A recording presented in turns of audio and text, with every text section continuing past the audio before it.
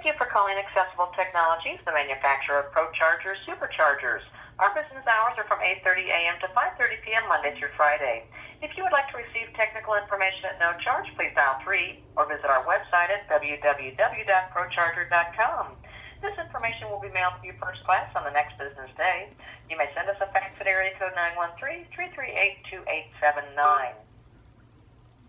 Hello, you've reached our technical information mailbox. If you would, please leave your name, telephone number plus area code, and your mailing address. Thank you. Well, that didn't go as planned. But just before we get started, one quick little update. The crew cab dually that we picked up in Tennessee and I drove back up here, that's not mine. That deal fell through. I know it sucks. I know a lot of you guys were super pumped about that. I was super excited about it.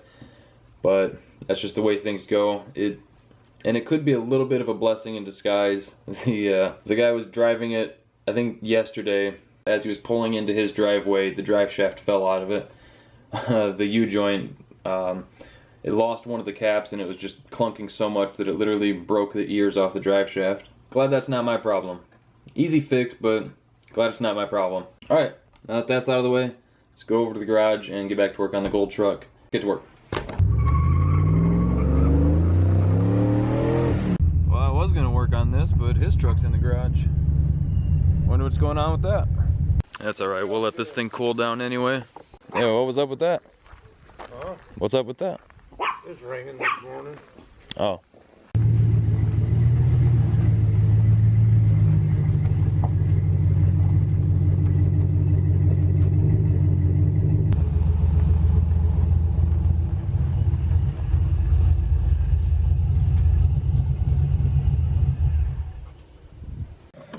Check that out. Did have this thing pointing down, blowing the air off the firewall, but that clamp must not have been quite tight enough. We're definitely gonna have to let the engine cool off before doing anything, but that gives me time to give you guys a quick little rundown of what I'm gonna try to get done today. I wanna get the spark plugs changed because I haven't changed them in quite a while. I'm gonna get the intercooler piping. It's not really intercooler piping, it's cold side piping. I'm gonna get that cut. Yes, I'm not going to run an intercooler right away or a bypass valve because I'm only going to be making about 6 pounds of boost. It's not necessary. Down the road when I do crank up the boost, I will definitely get an intercooler and a bypass valve for it when it comes time. But right now, no. So what I am going to do is just take 2 of the U-bends right over there, and they should allow me to snake it perfectly right into the intake. I'll have to cut them a little bit, but I won't have to do anything crazy with it, and that should work fine. And then all I'm gonna have to do is just drill a hole in one of them, probably right in here somewhere, and tap it for the new IAT temp sensor, IAT sensor. And then that's pretty much good. And then once that's done, it's just injectors, the map sensor on the intake, and then I could be blanking right now, but I think that's pretty much everything. And then it's just the tune. All right, we got the intake off. These are the 2 little Y bends that I was talking about. This is all that there's gonna be. It'll be the supercharger right here, feeding right into the intake there, just like this. Obviously I'm gonna have to trim them a bit, because this one, right now it's gonna hit the firewall. But if I cut it about right in here, then I can trim this one to fit too. And I have to cut this one a couple inches ahead of my finger right there. And then they should be pretty good. All I'll have is just one connector right here in the middle, because it's nice to have minimal connectors on this stuff, less parts to blow apart. But again, it's not like I'm running high boost. So let's figure out about where we want to cut it. Give or take right about there. Give or take, that should be pretty good. And no, I'm not really worried about wasting these. They're really cheap. You can get a full kit on eBay for like $100 with a bunch of different bends. So I'm going to cut these up with reckless abandon and hope it works out.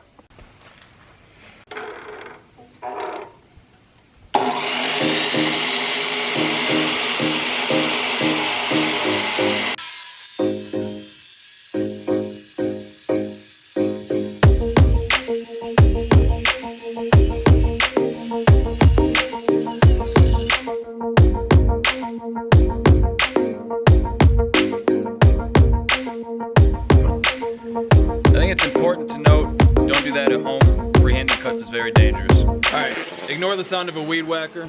He's over there just test driving a Honda Civic. But I got the piping all cut up. I think it looks pretty good. Yes, it does actually clear the hood somehow. Yes, I did go through and I filed all the cuts. There's no shrapnel that's gonna go through and kamikaze the motor. We're good. I think it looks sweet. I'm super happy with it. Like I said, there's only gonna be the one coupler there, so that's gonna be nice. If I really wanted to, I could put a little port and do some meth injection. We are in the country. A lot of people like meth here. I think I might get in trouble for that joke. Anyway, all that's left is the other stuff now. The motor should be cool enough to change the plugs now. Map sensor, IAT, you've seen all this stuff before.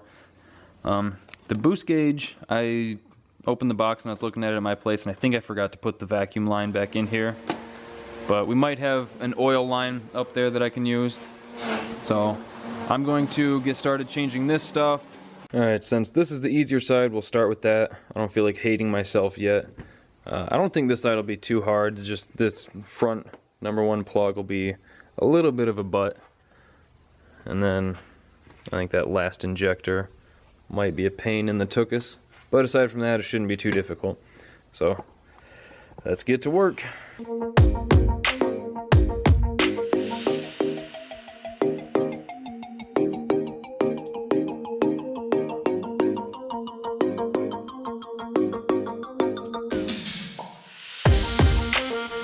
Alright, before we start talking about any of the negatives, I got all the plugs out. And honestly, they look pretty good. I mean, you can tell that they're a little white. It was running lean, but I mean, if you guys saw the video where I first put in the wideband and made some hits with it, considering how lean that thing was saying, these things are really good and there's nothing missing off them, which is always nice.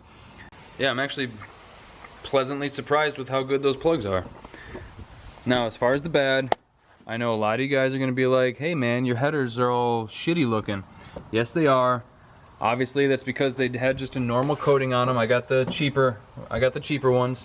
I knew that they would flash rust like that almost immediately. They didn't have a high temp coating or anything like that on them. I knew it would happen. I was prepared for it. I'm fine with it.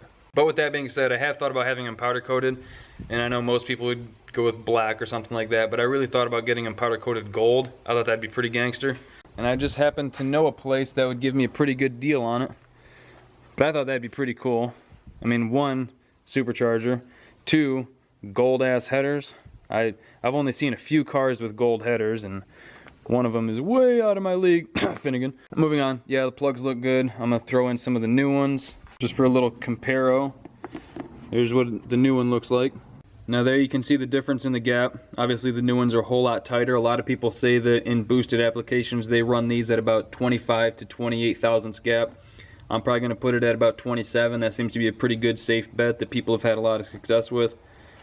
So yeah, all that's left to do now is just throw those in, throw the injectors in, do the same thing on the other side, and then it's really just map sensor, IAT. I'm not going to give you guys the whole spiel. I do that a lot, I think, where I'm like, oh, there's only this left to do, and then nailed it. And then really, we're done for the day.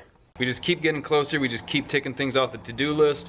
I'm starting to get really excited, I'm starting to get really scared about the tuning because I don't want to blow this thing up. At least not for a while. Anyway, let's get back to work.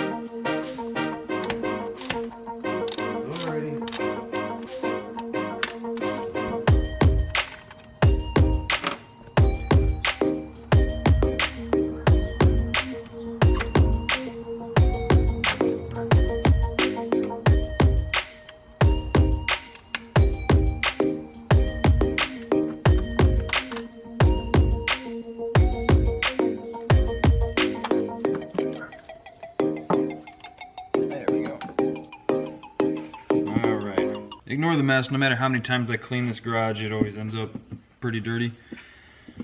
I'll stop that. So these are stock injectors. I think they're like 24 pounds.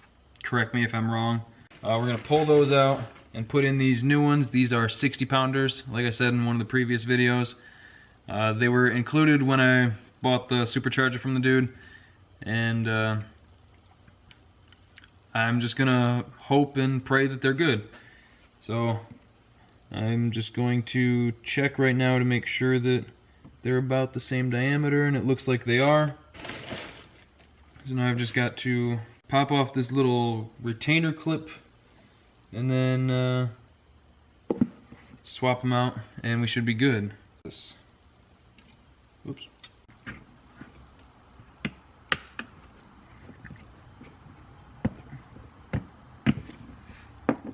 like that's all we gotta do. And then give it the old twist and pull.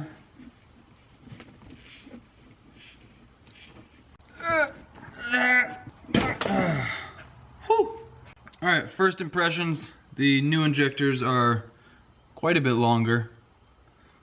They are the same diameter O-ring, so everything should work there. Now, a few people have told me to put like silicone on the O-ring there, just to help it go in easily. But I don't have any of that, so I'm just gonna raw dog it. That looks pretty good to me. I will try to get this little retainer clip back on there. I think it should go without saying, I've never changed injectors before, so this is all new to me. But the internet told me that this is how you do it, so the internet's never lied to me yet. There we go. Is it on there? It's on there. Alright, cool. It was pretty simple. So I'm going to slam in the rest of these, knock out the other side of the motor with the plugs and injectors, and then we'll pick it up there. Alright, we got it all together. Got the new plugs in, got the new injectors in, got the new map sensor in. Right here's the old one. If it's gonna show up. Yeah, whatever.